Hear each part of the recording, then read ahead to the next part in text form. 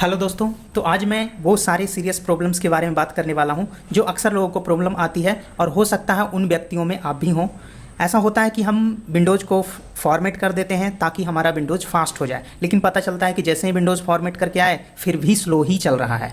तो इसका क्या रीज़न है? इसके बहुत सारे रीज़न हो सकते हैं। इस वीडियो में हम पूरे जितने भी कारण हैं इसके, मैं उन सबको डिस्कस करूंगा और आपको ये भी बताऊंगा कि किस तरह से अपने विंडोज़ को बहुत फास्ट चला पाएँ। तो इसके लिए मैंने कुछ टूल्स यूज किए हैं, कुछ ट्रिक्स बताए हैं। वो सारे ट्रिक्स आपको काम आने वाले हैं, तो वीडियो को बिना स्किप करते हुए देखिए और इस वीडियो के समाप्त होते ही आपको पता चलेगा आपका पीसी बहुत हद तक फास्ट हो चुका है। तो चलिए चलते हैं इसके लिए डेस्कटॉप पे। तो चलिए सबसे पहले चलते हैं यहाँ पे, जो हट सकता है हटाएंगे। जैसे 3D व्यूवर आपको यूज है तो यूज कीजिए, अदरवाइज़ अनइंस्टॉल। ठीक है, यहाँ पे है देखिए फीडबैक, इसको आप चाहें तो हटा सकते हैं। आप अपने हिसाब से देख लीजिए कि जो आप हटाना चाहते हैं वो ठीक है या आपको ज़रूरत है तो फिर रख सकते हैं। इसमें कोई कंपलसरी नहीं है कि आप उसको हटाएं ही, बट आपको अगर लगता है कि उसका यूज नहीं है और हमें हटाना चाहिए तो आप हटा सकते हैं। जैसे मैं यहाँ पे धीरे धीरे करके सबको हटा रहा हूँ। ये हटाने के बाद ये पीसी बिल्कुल ही क्लीन दिखेगा। जैसे वन नोट अगर हटाना है तो इस पर अनइंस्टॉल करेंगे तो ये आपको लेके चला जाएगा सेटअप में, तो ये वहाँ से भी हो ये वहीं से ये होगा। जैसे यहाँ पे है, इस पर राइट क्लिक करके अनइंस्टॉल कर दीजिए तो वो हो जाएगा। तब तक हम लोग दूसरे कर लेते हैं। ठीक है, जब यहाँ आएंगे तो एक स्काई पे है, आप इसको हटा सकते हैं इस तरीके से। स्टिकी नोट अगर यूज करते हैं तो ठीक है, या हटा सकते हैं।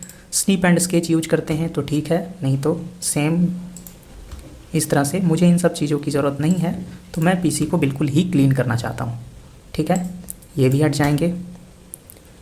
अपडेट करने के बाद अगर आप हटाएंगे तो ये सही रहेगा। अपडेट करने से पहले अगर आप हटा देंगे तो ये दोबारा आ जाते हैं। ठीक है, तो इस बात का आप ध्यान रखें।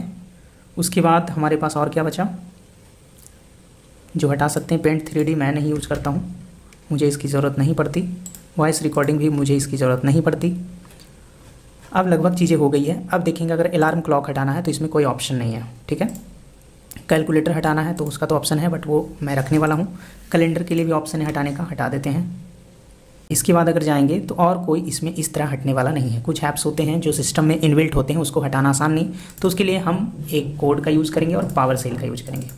तो मैं वो कोड खोल लेता हूँ, आपको भी ये कोड दे दूँगा नीचे लिंक में, आप उसका यूज कर सकते हैं। ठीक है, जैसे अगर मुझे हटाना है कोर्टाना, तो कोर्टाना के नीचे जितने भी गेट से लिखा है वो सब कॉपी कर लेंगे, Ctrl+C, और मैं यहाँ खोल लेता हूँ पावर सेल। ठीक है, पावर सेल जब ये खोलेंगे तो यहाँ इसको करना है रन एज एडमिनिस्ट्रेटर।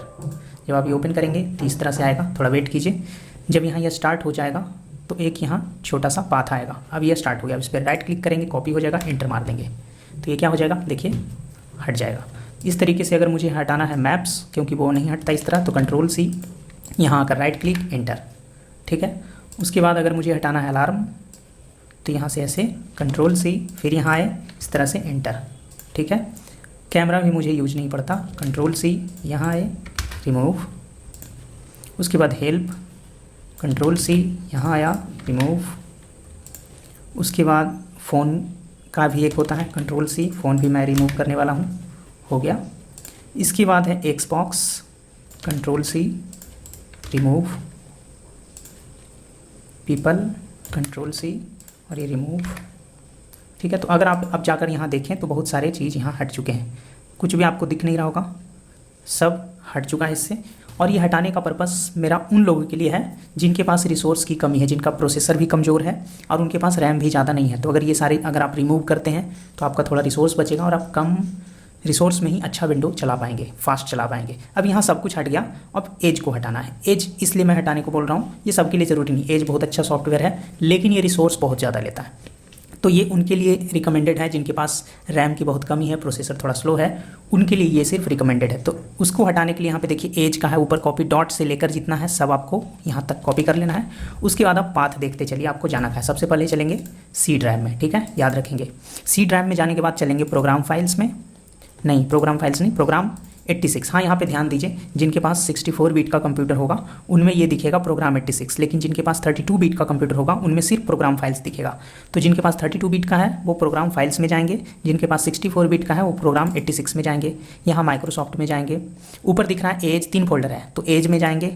इसके बाद आपको यहाँ पे 2 फोल्डर दिखेगा, एप्लीकेशन में जाना है सबसे ऊपर, अब यहाँ पे भी थोड़ा ध्यान देना है कि ये ऊपर वाला जो फोल्डर है वो नंबर लिखा हुआ है, तो ये नंबर बदलता रहता है। तो आपको जब भी ये बस नंबर वाला फोल्डर दिखे उसी में जाना है, ऐसा नहीं कि किसी और में। ये नंबर बदला हुआ रह सकता है, आप जब ये देखें वीडियो तो नंबर वाले फोल्डर में जाना है आपको। उसके बाद यहाँ जाना है इंस्टॉलर में, ठीक है।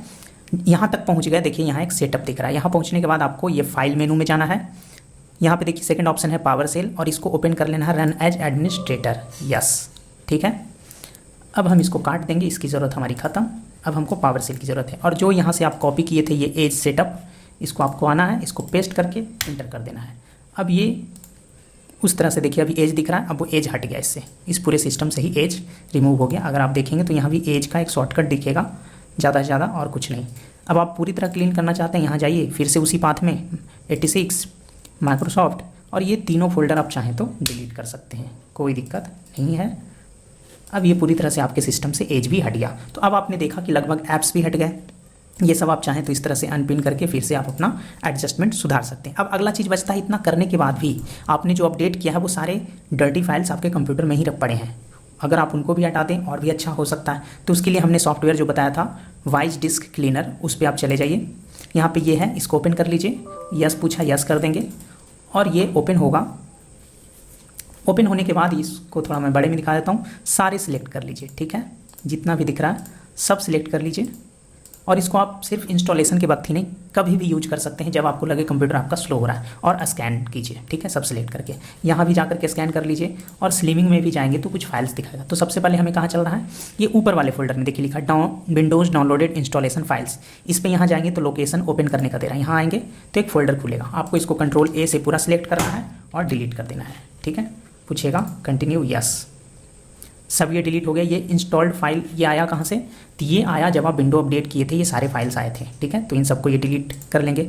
यहाँ भी आप क्लीन कर देंगे, ये सब डिलीट हो जाएगा। और यहाँ स्कैन करके आपको दिखा इतना एरर है, तो इसको क्लीन कीजिए और यस, ये सब पूरे सिस्टम से आपके क्लीन हो जाएगा और आपका विंडोज़ बहुत ही फास्ट चलने लगेगा। तो मैंने जो ये सॉफ्टवेयर बताया है ये सिर्फ विंडो इंस्टॉलेशन के वक्त ही नहीं, आप कभी भी यूज कर सकते हैं, बहुत अच्छा सॉफ्टवेयर है। इसको मैं रेगुलर यूज़ करता हूँ क्लीन करने के लिए। अब अगर आप देखेंगे तो ये पूरी तरह से देखिए क्लीन हो गया, ये ड्राइव बहुत खाली हो गया। अब यहाँ पे ज़रूरी फाइल्स ही बचे हैं। एक काम और आप कर सकते हैं, इस पर प्रॉपर्टीज़ में जाइए, यहाँ चले जाइए टूल्स में। टूल्स में आता है ऑप्टिमाइज ऑप्शन, इसको करके ऑप्टिमाइज़ कर दीजिए जितने भी ड्राइव हैं उनको, ठीक है। ऑप्टिमाइज़ करना ज़रूरी इसलिए होता है क्योंकि फाइल्स इधर उधर हो जाते हैं, तो उनको अरेंज कर लेता है। ये हो गया। अगर आपका हार्ड डिस्क होगा तो ये टाइम लेगा, अगर SSD है तो ज़्यादा टाइम नहीं लेगा। तो उस हिसाब से अपना देख लीजिएगा, ठीक है। अब यहाँ पे हमारा काम खत्म हो गया और ये हमारा विंडोज़ पूरी तरह से क्लीन हो गया एकदम फास्ट चलने के लिए। आप साथ में क्रोम डाउनलोड कर लीजिएगा, क्रोम कम रिसोर्स लेता है। मोजिला फायरफॉक्स भी करते हैं, वो ज़्यादा रिसोर्स लेता है। ये उनके लिए बस रिकमेंडेड है जिनके पास रिसोर्स की कमी है, अदरवाइज सारे सॉफ्टवेयर अच्छे हैं। मोजिला भी अच्छा है और जो भी सॉफ्टवेयर आप यूज़ करते हैं वो सही है।